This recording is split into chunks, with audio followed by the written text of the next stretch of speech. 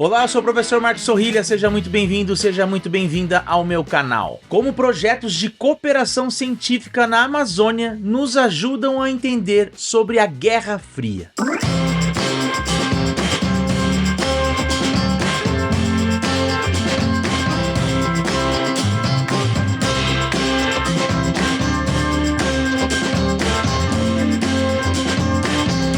O vídeo de hoje é mais uma entrevista aqui no canal, dessa vez com a professora Laura de Oliveira, que é professora de História dos Estados Unidos na UFBA, mas está cedida temporariamente na Universidade de Brasília. A professora Laura faz uma pesquisa a respeito de um projeto de cooperação científica envolvendo o governo americano, o governo brasileiro, por intermédio de instituições como o Instituto Smithsonian e o Instituto Rockefeller, que se desenvolveram na Amazônia na década de 1960, para ser mais específico, entre 1963 e 1971. Recentemente, ela publicou um artigo trazendo resultados parciais dessa pesquisa que ela está desenvolvendo. Ela compartilhou esse artigo comigo, eu li e achei muito interessante e pensei que seria ainda mais interessante trazê-la para contar-nos aqui mais detalhes sobre a pesquisa que ela faz. Basicamente, o trabalho da Laura é investigar como esse projeto de cooperação científica também esteve associado com a política externa norte-americana durante o período da Guerra Fria. Por trás do mapeamento do comportamento de vírus e das migrações de aves, existia muito mais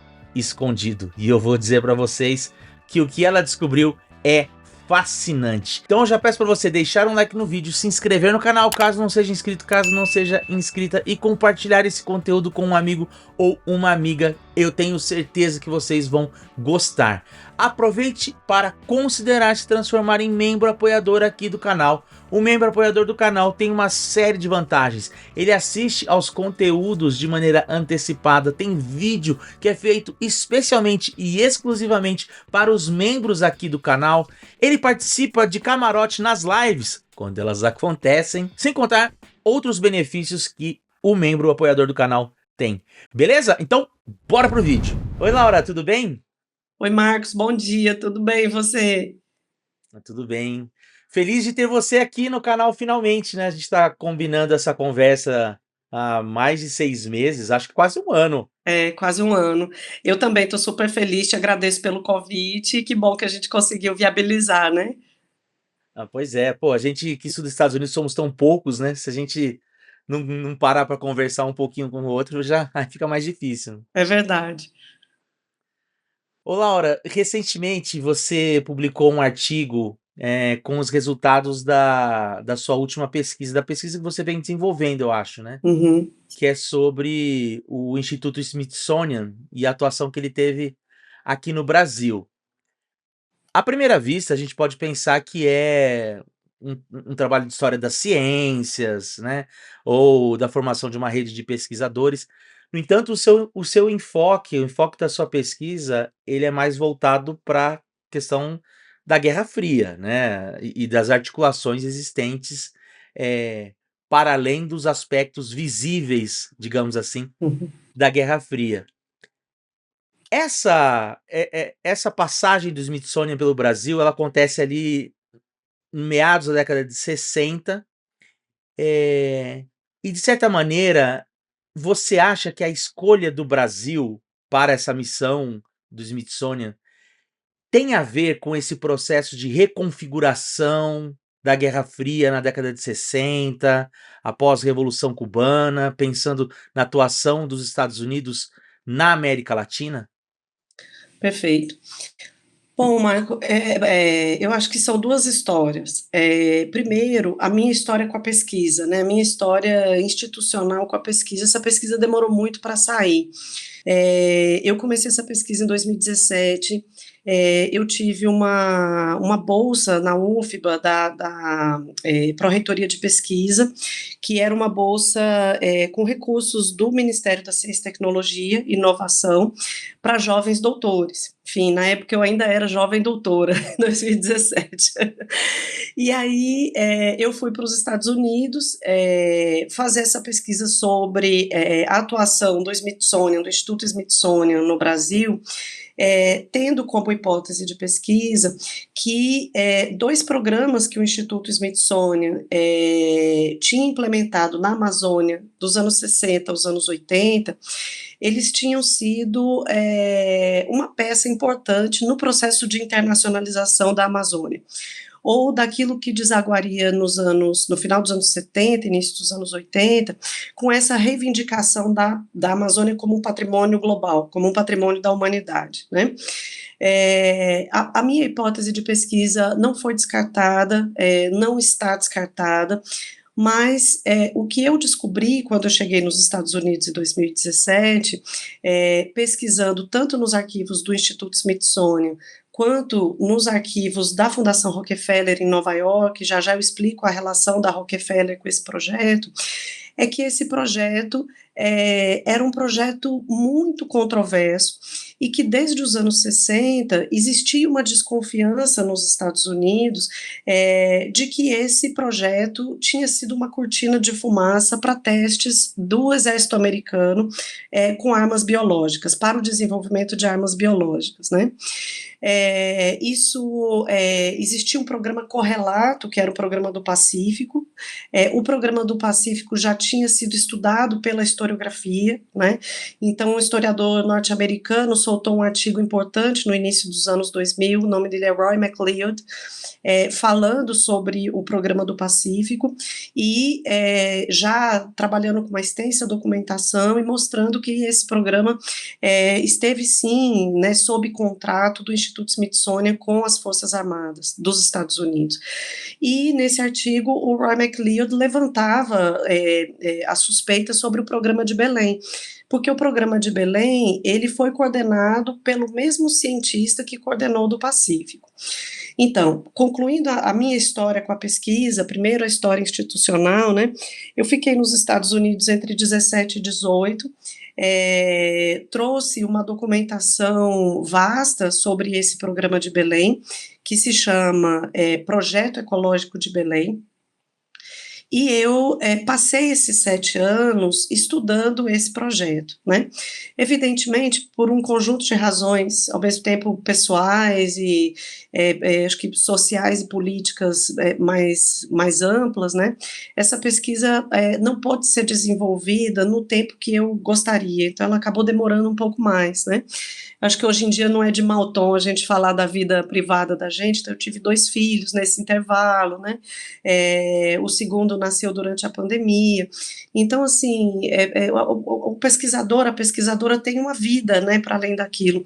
E aí eu preciso dizer também que a pandemia, e evidentemente, por enquanto, são só suspeitas, né, ou especulações, mas a pandemia também me colocou um nível de responsabilidade sobre essa pesquisa muito grande.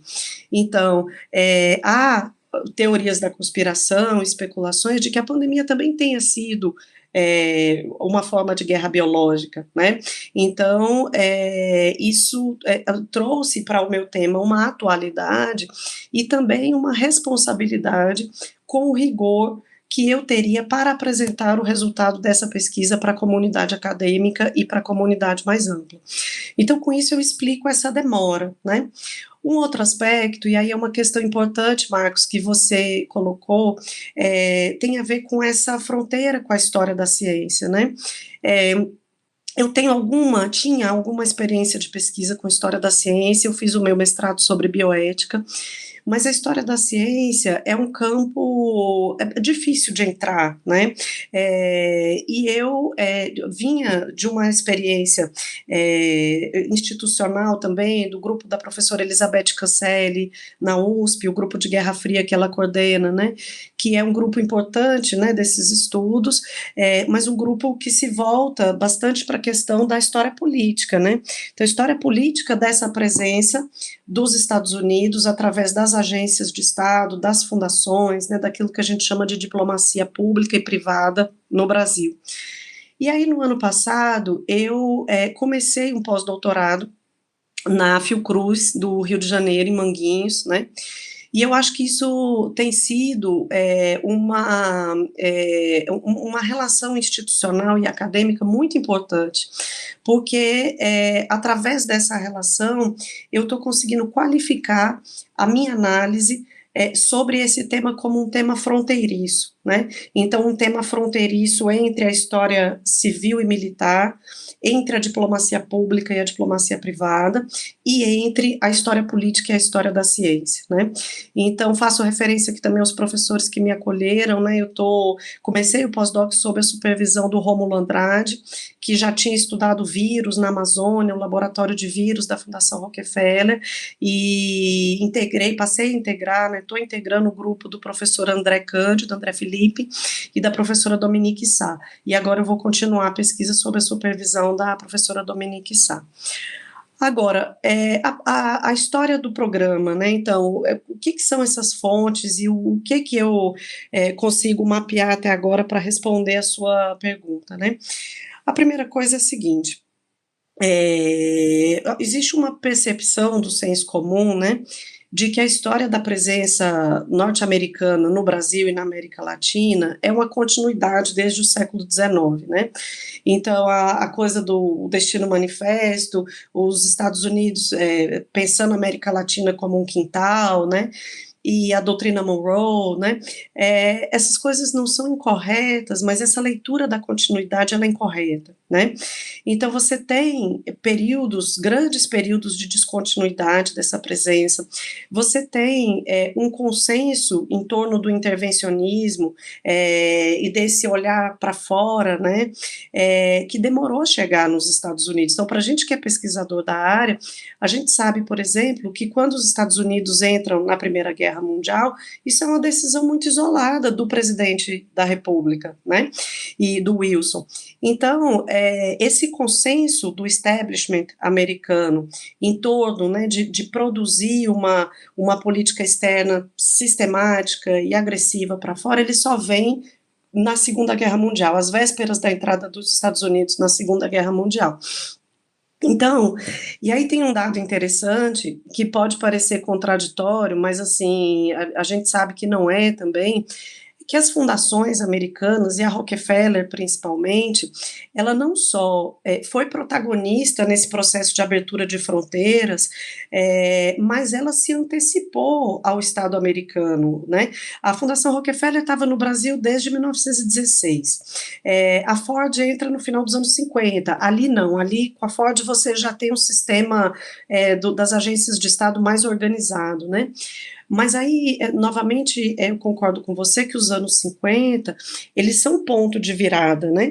Porque você tem primeiro a questão da Guatemala, do Jacob Arbenz, que coloca, né, esse temor sobre as revoluções da América Latina, e aí Cuba, que é a cereja do bolo.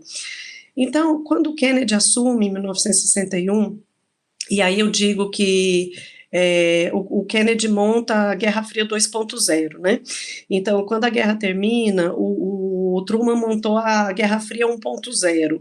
Aí esse modelo de política externa vigora nos anos 50, e aí quando o Kennedy assume em 61, ele reformula totalmente a estrutura das agências de Estado americanas, do modo como elas operavam com as fundações privadas, investindo muito na chamada Guerra Fria Cultural, né, que foi meu tema do doutorado, enfim. E aí, no que diz respeito à história militar, aí é um dado importante, que é o seguinte: o Kennedy nomeou como secretário de defesa um cara chamado Robert McNamara, ou Robert McNamara, que era simplesmente o presidente da Ford, não da fundação, o presidente da Ford Motor, a montadora, né? E esse cara, ou seja, ele se torna o secretário de defesa, que é análogo ao nosso ministro da defesa. Então as forças armadas americanas ficam todas submetidas a ele, o que novamente é um exemplo dessa fronteira tênue entre as empresas e o Estado americano, entre a diplomacia privada e a diplomacia pública, né? E quando o McNamara assume a defesa nos Estados Unidos, em 61, Kennedy tinha acabado de tomar posse. O Kennedy pede para ele uma varredura nas Forças Armadas, e ele pede que que elabore, junto com uma comissão que foi montada, um plano envolvendo Exército, Marinha e Aeronáutica para a atuação americana na Guerra Fria. Lembrando que os Estados Unidos já estavam metidos até o pescoço na Guerra do Vietnã.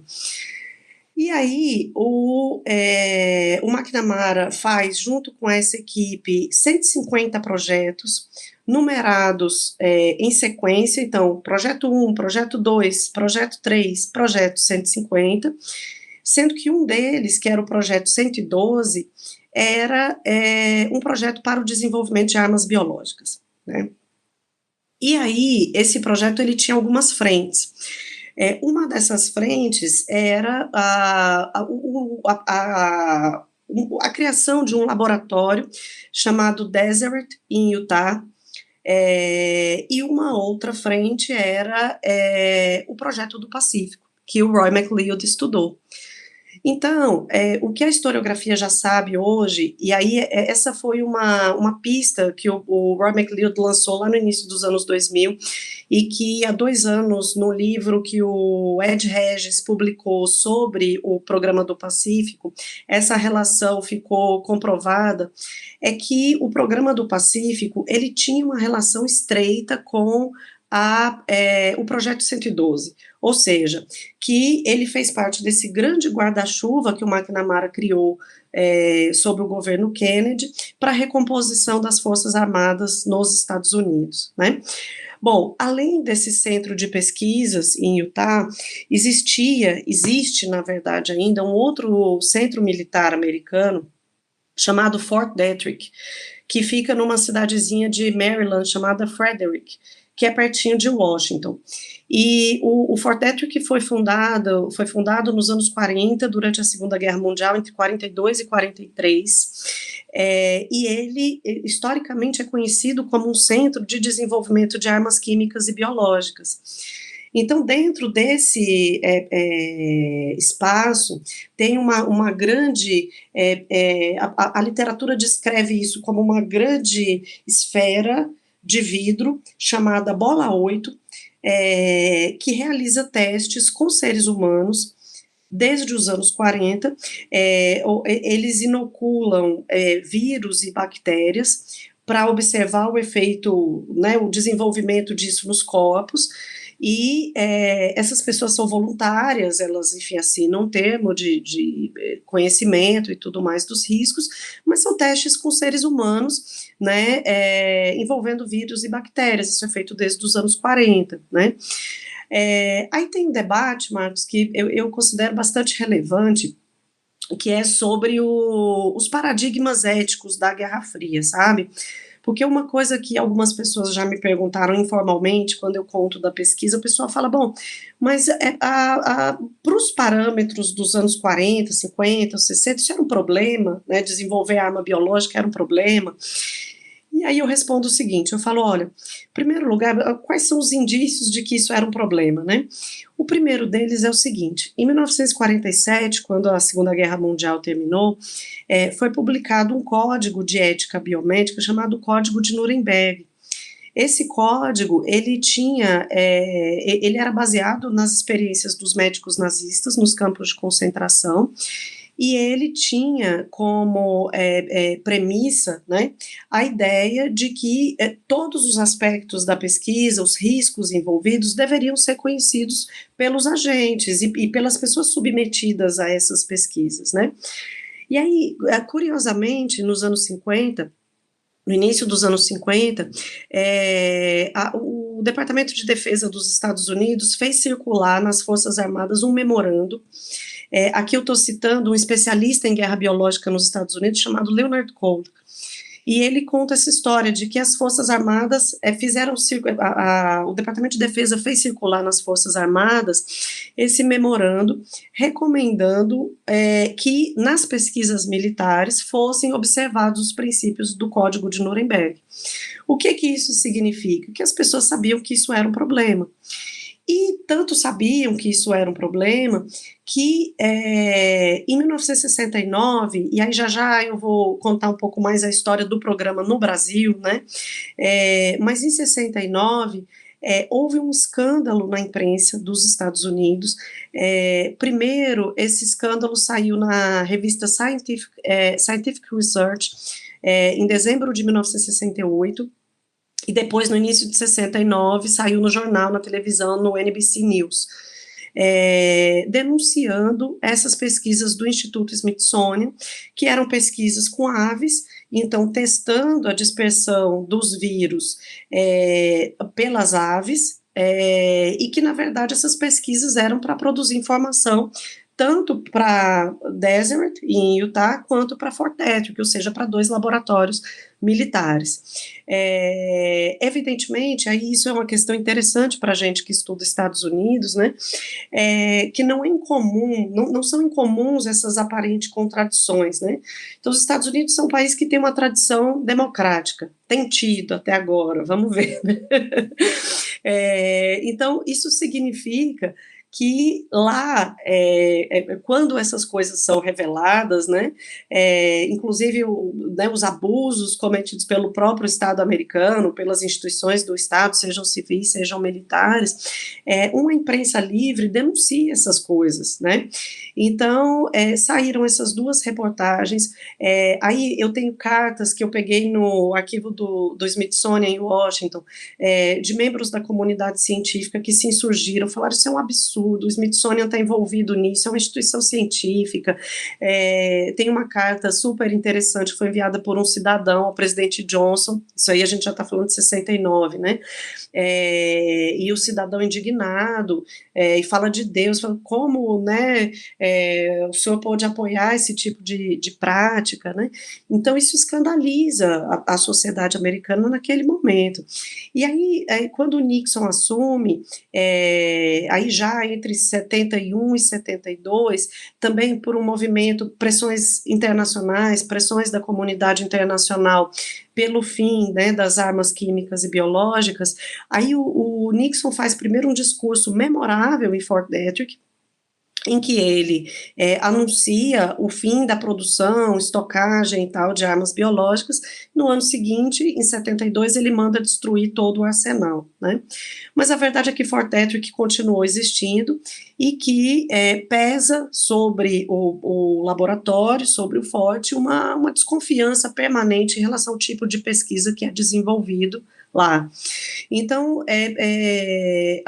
sobre a sua pergunta, né, essa presença americana na América Latina, presença dos Estados Unidos na América Latina nos anos 60, para mim, parece claro essa relação entre o programa de Belém, que era um programa análogo, né, esse programa do Pacífico, e a política externa norte-americana mais ampla dos anos 60. E o vínculo que esse projeto tem é o projeto 112, né, essa agenda do McNamara como secretário de Defesa para o desenvolvimento de armas químicas e biológicas. Muito interessante e assustador ao mesmo tempo, né, assim, porque, muito se especula a respeito desses projetos de arma biológica e tudo mais, e de fato, como você disse, isso foi reavivado durante a pandemia. Mas pensando aqui no tema da nossa conversa, então quer dizer que a Amazônia não teve necessariamente um papel geográfico, digamos assim, de constituição de uma base ali, ele tem mais a ver com essa questão do desenvolvimento de armas biológicas, e desse ponto de vista, há uma porque me corrija se eu estiver errado, mas formalmente o projeto veio para o Brasil para a averiguação de aves e vírus, né. No entanto, o que você está trazendo na pesquisa é que, na verdade, ela veio com outras intenções, né. Eh, Existe aí uma utilização de uma imagem da Amazônia selvagem como uma espécie de subterfúgio para a justificativa, do projeto? Perfeito. Olha, o gancho é a ideia de tropicalidade, né? Então, existe um mito sobre a ideia do que são os trópicos. Um mito, eu diria, arriscaria dizer que ainda é em vigor nos Estados Unidos, né, ou no chamado Norte Global, que encontra, né, repousa numa tradição humboldtiana darwinista e que foi sendo aprofundado, cristalizado, né, como todo mito, insistentemente, pela iconografia, pelos relatos de viagem, enfim, e que, de algum modo, representa uma espécie de substrato da política externa americana para as regiões tropicais. Então, eu consigo dizer até agora, Marcos, pela documentação que eu tenho e pela literatura, é o seguinte, que a Amazônia foi escolhida por uma suposta semelhança com a floresta tropical do Vietnã, né? Que o objetivo era testar essas armas no Brasil para utilizar na Guerra do Vietnã. Então, tem gente que duvida que essas armas chegaram a ser utilizadas, né? Eu não tenho documentação que me diga claramente se essas armas chegaram a ser utilizadas ou não. Então, até onde eu consigo chegar, esse projeto foi feito sob um contrato com o Exército e esses dados eram repassados para a Fortescue. Até aí eu consigo chegar. O que as Forças Armadas norte-americanas fizeram com essa informação é uma outra história, né? Agora, essa suposta semelhança, né, da floresta tropical úmida, da fauna, das rotas de voo dos pássaros, isso tudo constituía um imaginário, e isso é uma premissa da qual os militares americanos partem para escolher a Amazônia como um dos espaços para o teste dessas armas, para os testes dessas armas.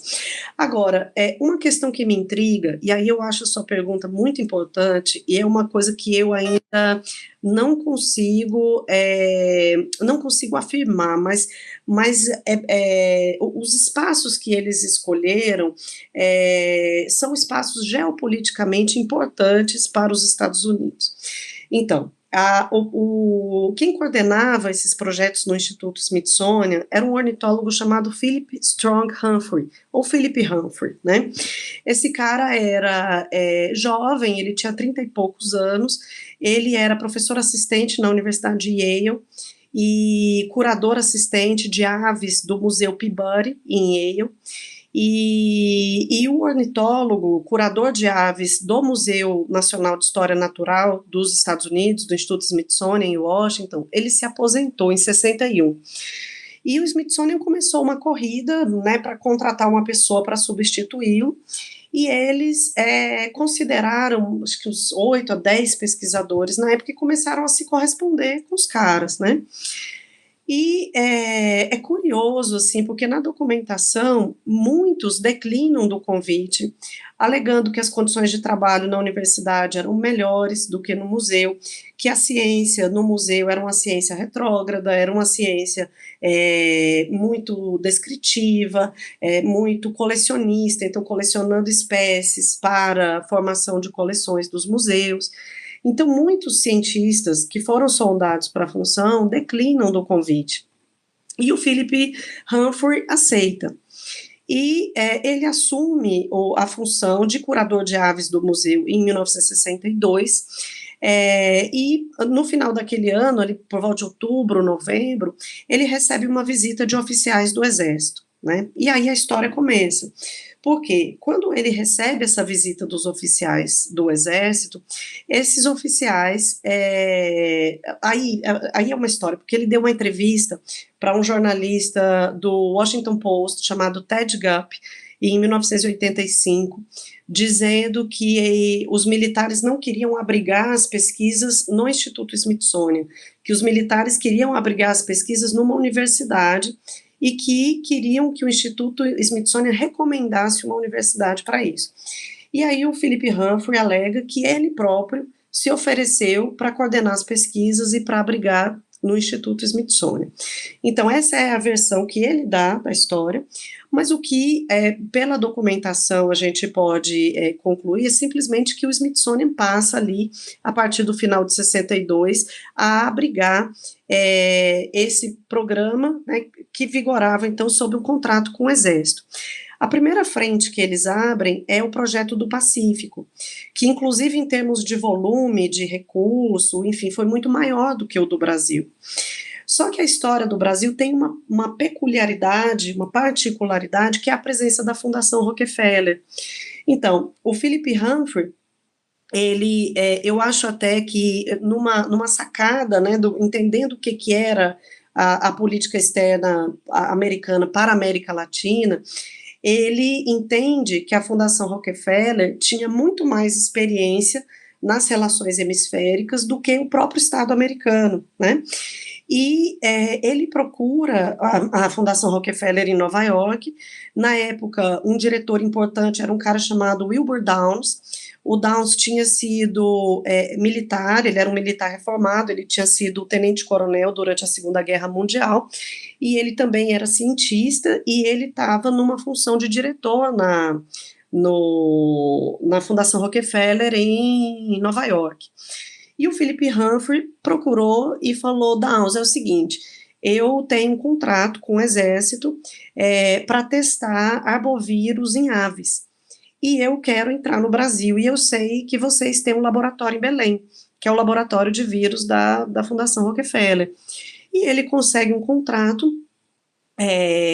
com a Fundação Rockefeller.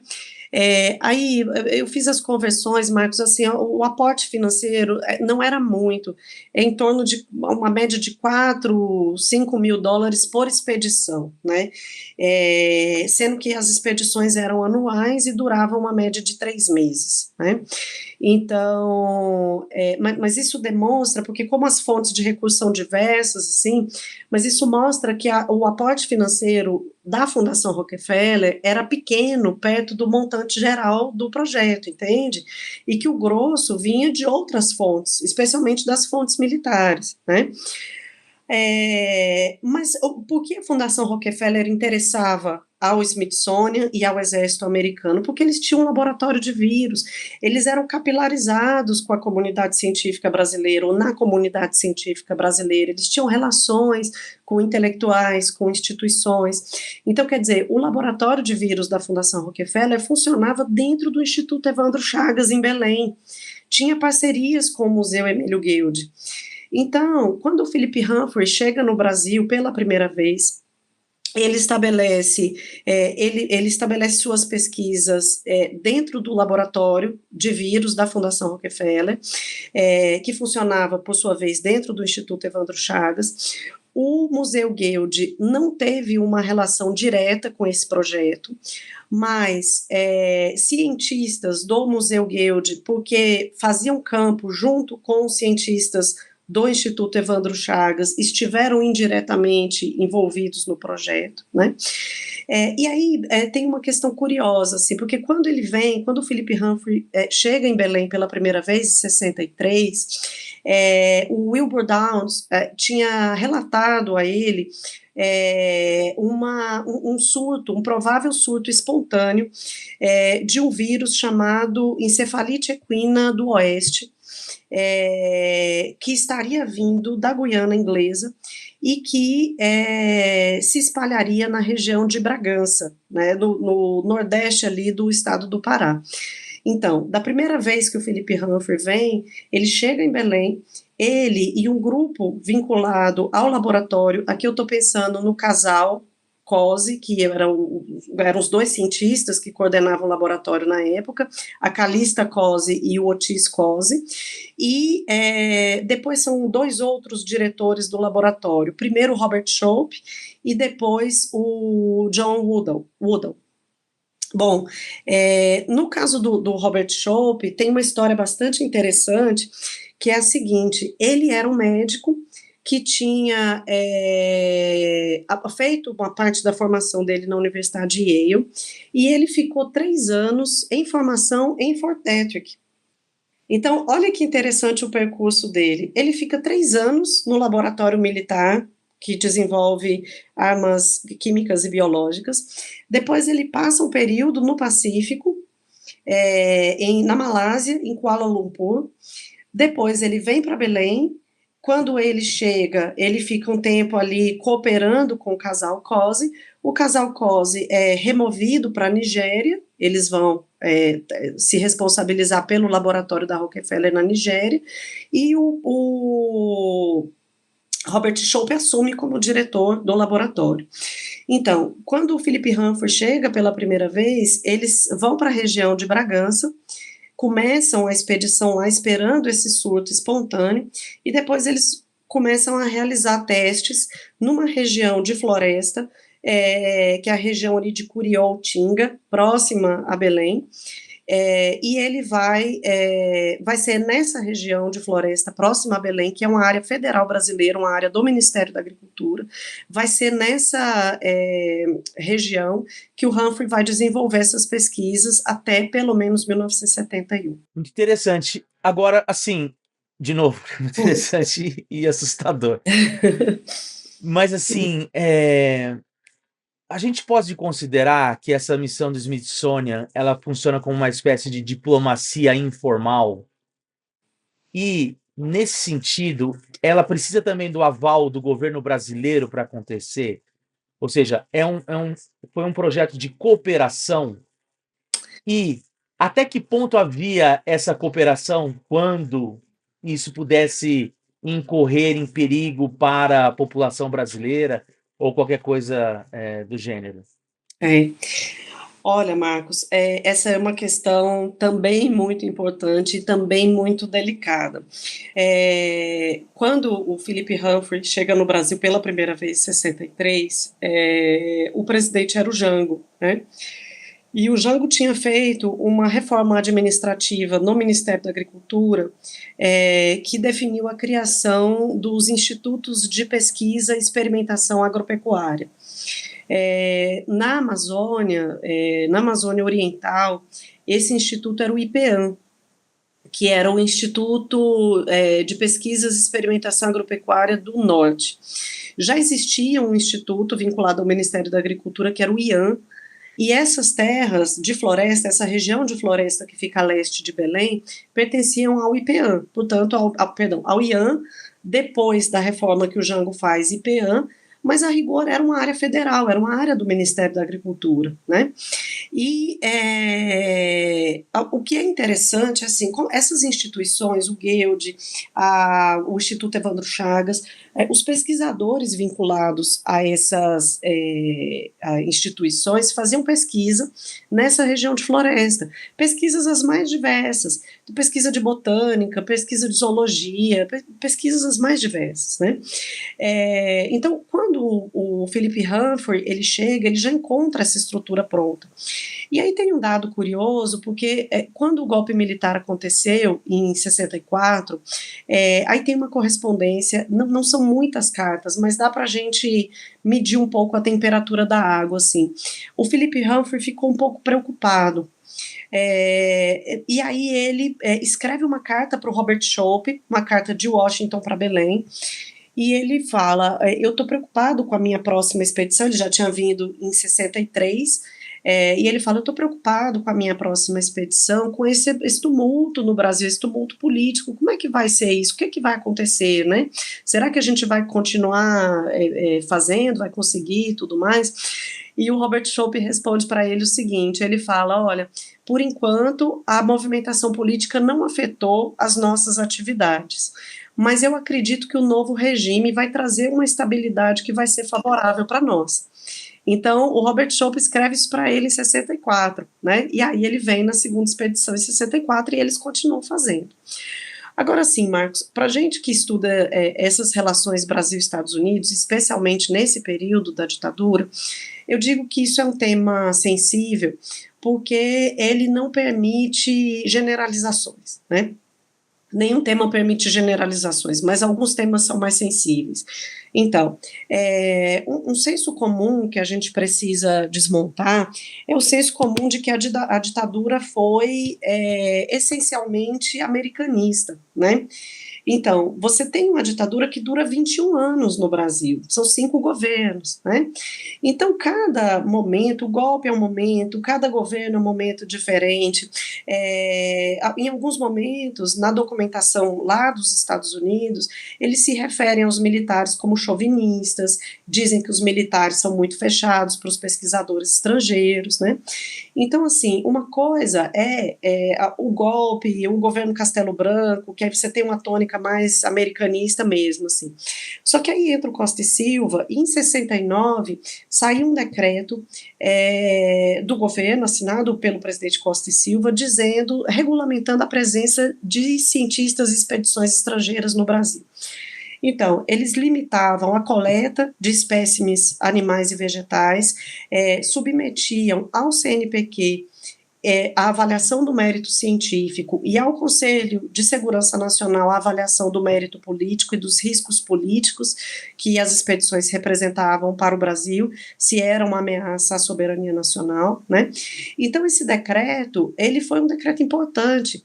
E aí, quando a gente fala isso, as pessoas falam, pô, mas o cara é um ditador? Sim, o cara é um ditador. Sim, mas o AI-5? Sim, mas o AI-5. Sim, mas a tortura? Sim, mas a tortura. Mas a gente precisa dizer as coisas como elas são. Então, você tem um decreto em 69 que regulamenta a presença das instituições estrangeiras no Brasil e desses pesquisadores. Agora, dizer também que esse decreto foi cumprido é uma outra história. E aí eu vou citar uma fonte muito engraçada que eu achei no arquivo da Fundação Rockefeller em Nova York, ali pertinho de Nova York, em Sleep Hollow, né? É uma fonte, Marcos, é um bilhete manuscrito, porque assim, tanto o Smithsonian quanto a Fundação Rockefeller estavam muito preocupados com esse decreto. Eles imprimiram, eles guardaram esse decreto nos seus registros, né? Só que aí tem um bilhetinho manuscrito, apócrifo, mas assinado por uma pessoa identificada como vigia do posto de Ananindeua, um posto do Ministério da Agricultura na cidade de Ananindeua, na Grande Belém, no Pará, né? E esse vigia autoriza 2 funcionários do Instituto Evandro Chagas, e que, portanto, poderiam estar a serviço do laboratório de vírus da Rockefeller, a coletar aves, plantas e quaisquer espécies necessárias ao desenvolvimento de pesquisas, né? Então, eu acho que isso mostra que é a coisa da história miúda, né? Que você tem um movimento internacional. Então, em 69 sai o escândalo nos Estados Unidos, denunciando esses programas, denunciando o Smithsonian. Sai no Brasil o decreto restringindo as expedições. Não há nenhuma evidência de que uma coisa tenha relação com a outra. O decreto brasileiro e o escândalo nos Estados Unidos, não há nenhuma evidência, mas de fato eles são contemporâneos e quase concomitantes, ao mesmo tempo você percebe que o programa continua fluindo com uma certa inércia, né? Tanto que nesses pequenos poderes ali de um funcionário do Ministério, o acesso à região de floresta, que tinha sido demarcada entre 65 e 66, entre 65 e 66, o José Maria Conduru, que era o presidente do IPEAM, ele cria um programa de cooperação nessa região de floresta, que definiu a demarcação da área sob o título APEG, que é a Área de Pesquisas Ecológicas do Guamá, regulamentando as atividades já em curso lá, e curiosamente essa área foi demarcada, embora seja uma área federal brasileira, ela foi demarcada com recurso do Instituto Smithsonian. Então você tem toda a documentação comprobatória de que quem financiou a criação da PEG foi o Instituto Smithsonian. E aí, como o Instituto Smithsonian, embora seja uma agência federal, mas ela é constituída com recursos híbridos, né? Em parte privados, em parte públicos, em parte civis, em parte militares, a fonte real, né, de onde vieram esses recursos, ela é impossível de ser localizada. Mas isso mostra esse imbricamento mesmo, né, entre as instituições agentes, né, da política externa americana e as circunstâncias políticas brasileiras na época. Laura, eu acho importante a gente ressaltar algumas questões aqui, que tem duas palavras que você usou, uma em algumas respostas anteriores e outra nessa agora, que é a sensibilidade do tema Uhum, e de a necessidade de não buscar generalizações, né? uhum, Eu acho isso muito importante porque assim, a gente vive num momento que as pessoas têm acesso às redes e podem produzir seus conteúdos, há uma democratização, né, na informação e tudo mais. É, e às vezes uma fala nossa assim, pode dar vazão a outros questionamentos que fogem da nossa própria alçada. Então, eu acho muito legal quando você traz essa questão de que, olha, é um tema sensível, né? E a gente precisa não incorrer em generalizações. Então, por exemplo, assim, em nenhum momento aqui a gente quer dizer que qualquer trabalho científico de institutos que recebem recursos do governo americano ou de empresas que fazem um trabalho, digamos assim, benéfico para o desenvolvimento da ciência, sejam apenas para com interesses militares ou qualquer coisa do tipo. São trabalhos extremamente importantes que mapeiam de fato as aves, como se dá a disseminação de vírus, e devem continuar sendo funcionando e financiados e tudo mais. No entanto, que a pesquisa, e aí a questão da generalização, né? A pesquisa histórica que você desenvolveu com documentos, né, permite juntar linkar, né, uma expedição do Smithsonian com um projeto de produção de arma biológica durante o contexto da Guerra Fria, né? E que tudo isso que você está falando, e não estou te acusando de nada, pelo amor de Deus, assim, só ressaltando essa questão, ela se dá com limites até mesmo de interpretação, né? Você vai até um certo ponto, e olha, igual você falou, achei perfeito. Eu consigo mapear que o governo teve acesso a essa informação. O que eles fizeram com isso são outros 500, né? Você quer comentar alguma coisa nessa linha antes de eu passar para a próxima pergunta? eu quero. Olha, isso é uma questão assim que me é muito cara assim no meu trabalho como historiadora, porque eu acho que tem uma questão ética que se coloca, né? O que a gente percebe quando a gente vai pensar, né, na longa duração, essa presença dos Estados Unidos na América Latina, né, das fundações e tudo mais, é que você tem desenvolvimentos culturais, né, a ciência se desenvolve muitas vezes sob essas condições, né? Então, assim, eu vou citar um cara, o nome dele é Milton Leitenberg, e ele é também um especialista, né, nessa coisa da história das armas biológicas, da guerra biológica nos Estados Unidos, e ele fez um paper, uma conferência em 84, esse texto está disponível na internet, e ele fala muito rapidamente sobre esse projeto de Belém. E, na verdade, o que eu achei de historiografia sobre isso foram esses historiadores que trataram do projeto do Pacífico e que mencionaram de Belém, né? O Ed Regis, o MacLeod e esse texto do Milton Leitenberg. E ele fala uma coisa interessante, Marcos, que ele fala o seguinte: a dificuldade para a gente compreender o projeto de Belém é o seguinte, é que os movimentos militares, né, o que envolvem, né, o desenvolvimento de armas, enfim, ou essa ciência a serviço, né, do exército, ele envolve campos científicos pré-existentes que às vezes existiram durante muito tempo sem nenhum interesse de defesa, sem nenhum interesse militar, né? Então, por exemplo, eu estive o ano passado em Belém, aí fiz pesquisa no Museu Guild, na Embrapa, fiz pesquisa no Instituto Evandro Chagas, e fiquei muito impressionada com a história e com a importância dessas instituições para a ciência brasileira, né?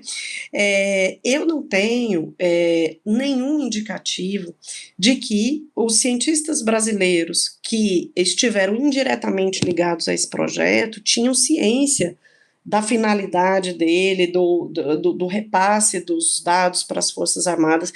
Eu não tenho nenhuma evidência documental disso, entende?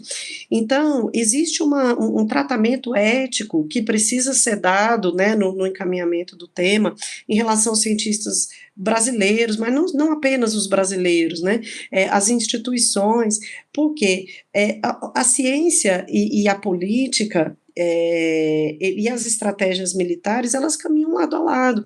Então, eu não quero, assim, entrar em longas digressões, mas, por exemplo, se você pensa a Ford no Brasil, a história da Ford no Brasil, a Ford tem um papel central no desenvolvimento das ciências sociais no Brasil.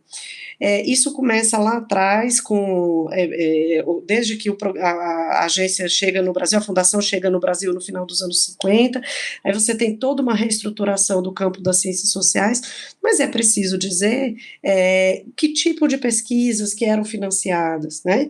Quais foram as instituições e as áreas do conhecimento que foram beneficiadas por esse projeto, quem se nutria dos dados de pesquisa que eram produzidos. Então, isso não é adotar um tom acusatório, né? Isso é uma historicização do que é essa presença, né? Agora, eu também não quero com isso, Marcos, diminuir a gravidade do que são esses testes com armas biológicas nos anos 60 no Brasil, entende?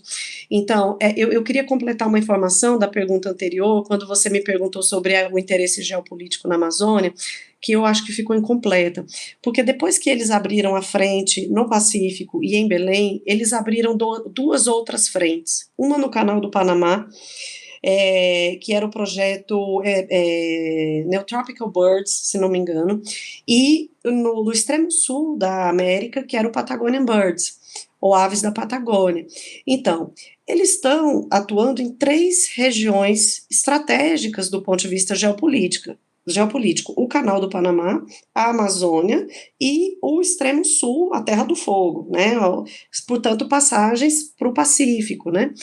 Então, assim, é apenas uma especulação, né?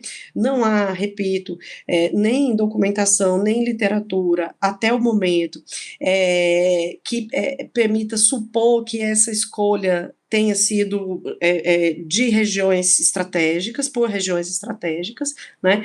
O argumento é o de que a Amazônia foi escolhida pelas semelhanças do ecossistema tropical, né, a floresta tropical úmida com o Vietnã, né?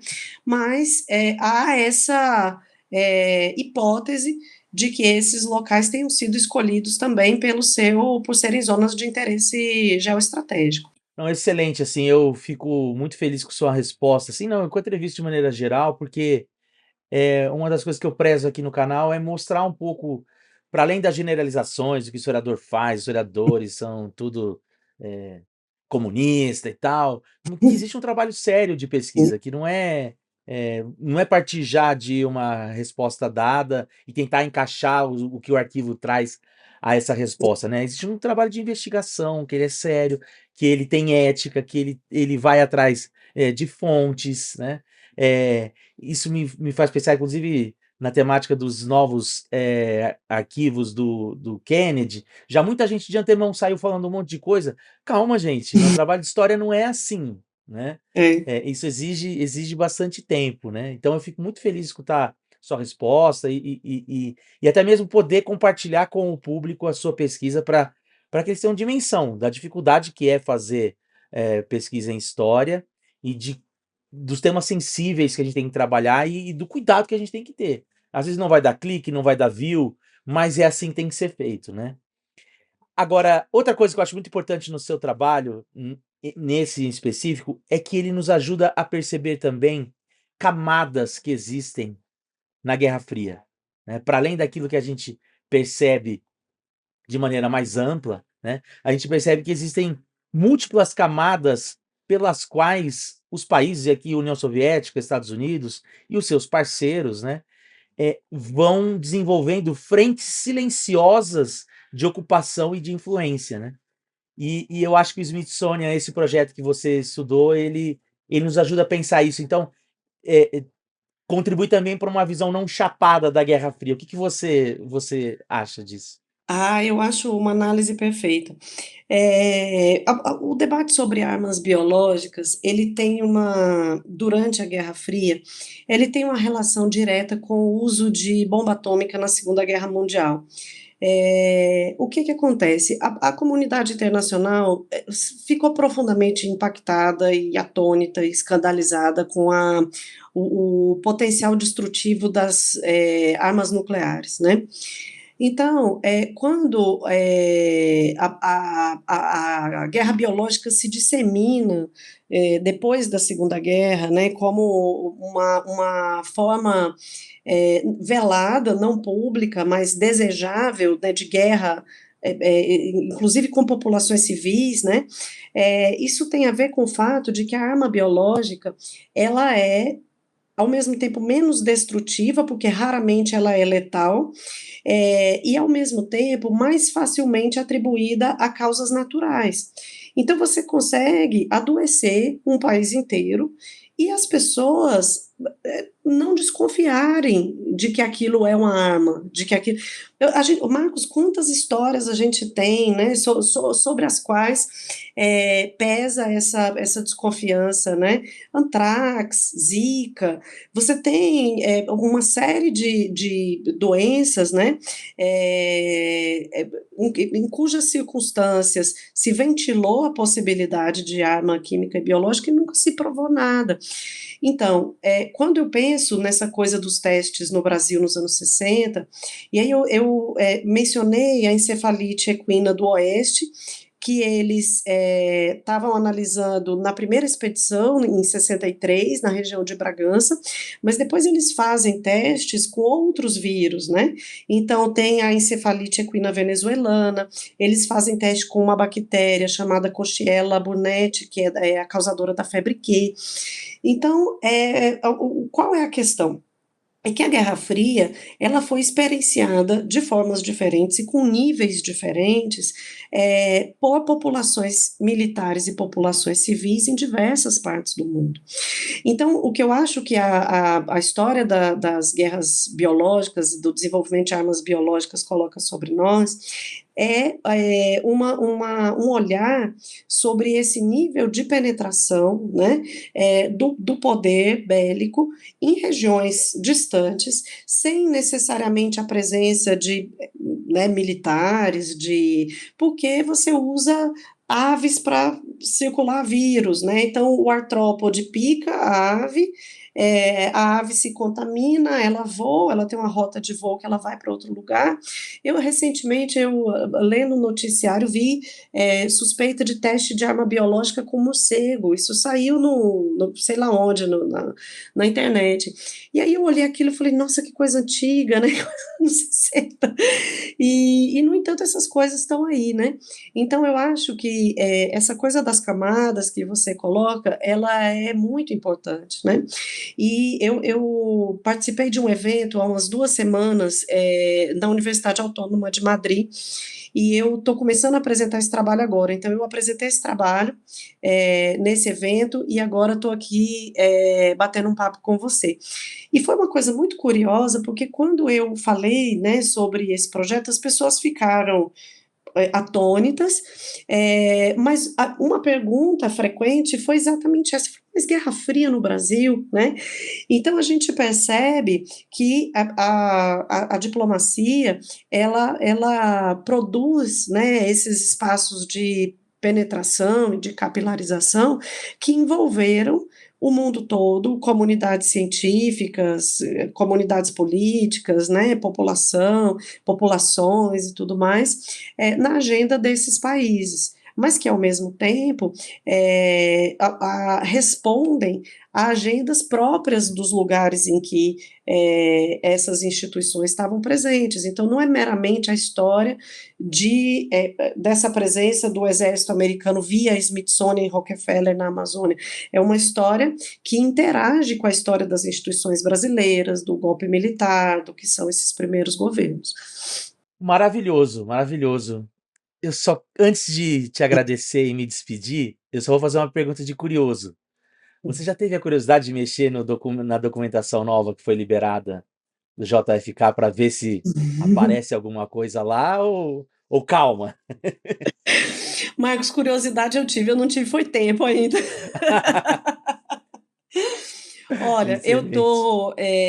eu publiquei recentemente um texto que, na verdade, não é um artigo, né, é um artigo pequenininho, assim, mas mais como um aperitivo aí, ali, como uma divulgação científica, que está no boletim CTS do Exocit, né, tem um capítulo previsto numa coletânea que vai sair, que é uma coletânea de trabalhos do pessoal da Fiocruz, com o pessoal da Federal do Pará, e ali eu conto mais sobre esse processo de criação da PEG, então como é que esses caras, né, organizam isso numa área federal brasileira. Essa história eu conto nesse capítulo. E eu submeti um artigo a uma revista X, eu estou aguardando os pareceres, revista X aceite o trabalho, é importante. E eu sigo com pós-doc na Fiocruz, né? Então eu ainda tenho muita documentação para levantar, sabe? Uma coisa, por exemplo, que eu quero desenvolver mais, embora eu já mencione nesses trabalhos, mas que eu quero desenvolver mais, é porque eu descobri, Marcos, analisando o banco de dados do Museu Nacional de História Natural, né, dos Estados Unidos, que 90% do acervo de aves do museu se formou através desse projeto Philip Humphrey, ou seja, tem mais ou menos 5.000 aves brasileiras que constituem, que compõem o acervo, né? E eu estive lá, é uma coisa, desculpe a expressão, mas é uma coisa pavorosa, assim, porque você já deve ter entrado também, né, nos bastidores ali do museu, né, na reserva técnica, onde se guarda, né, os espécimes que não estão expostos, e é uma quantidade absurda de aves, só de aves brasileiras empalhadas, taxidermizadas, né, são 5.000 espécimes, e 90%, mais ou menos 90% dessas aves chegou lá nos anos 60, quando o Philip Humphrey primeiro ele foi curador de aves, depois ele deu um upgrade e virou diretor do Departamento de Zoologia Vertebral. Então isso também é uma coisa que me interessa bastante, assim, a formação dessa coleção, sabe? Então como é que essas aves chegaram lá? Eu não tenho dúvida, por conta dessa pesquisa na database, né, do museu, dessa relação entre esse projeto e a formação do acervo, mas a natureza, né, do processo de formação ainda é uma coisa que eu quero investigar mais.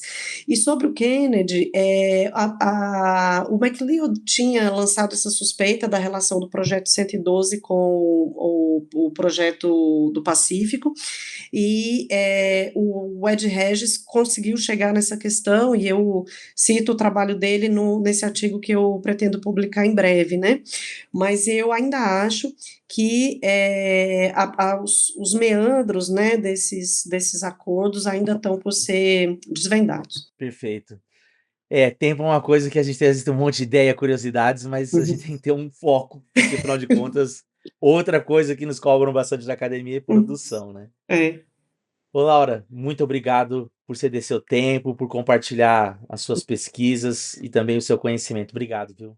Marcos, obrigada a você, foi um prazer, e espero que o vídeo circule, que as pessoas assistam, porque eu acho que o trabalho que você faz é da maior importância, né, um trabalho já aí de anos, né, de divulgação científica de grande qualidade. Muito obrigada, viu? Obrigado, Laura. E aí, pessoal, estão tão chocados quanto eu depois de ver essa entrevista da Laura? De fato, muita informação importante e, como foi dito no vídeo, sensível, que é preciso então ser tratado com o respeito e a importância que eles possuem. Como vocês bem sabem, o meu canal é avesso a qualquer tipo de teoria da conspiração, e eu acho que compartilhar o trabalho da Laura aqui com vocês é uma das maneiras de mostrar como o trabalho do historiador é um trabalho sério, com metodologia e com comprometimento ético. Se vocês tiverem alguma dúvida ou alguma pergunta que vocês queiram que eu envie para a Laura, escrevam nos comentários, que aí a gente pode marcar talvez uma segunda entrevista, beleza? E se você gostou do vídeo e se chegou até aqui é porque gostou do vídeo, não se esqueça de deixar um like, se inscrever no canal caso não seja inscrito, caso não seja inscrita, compartilhar o conteúdo com um amigo ou uma amiga e considerar se transformar em um membro apoiador aqui do canal. Nos vemos no próximo vídeo. See ya!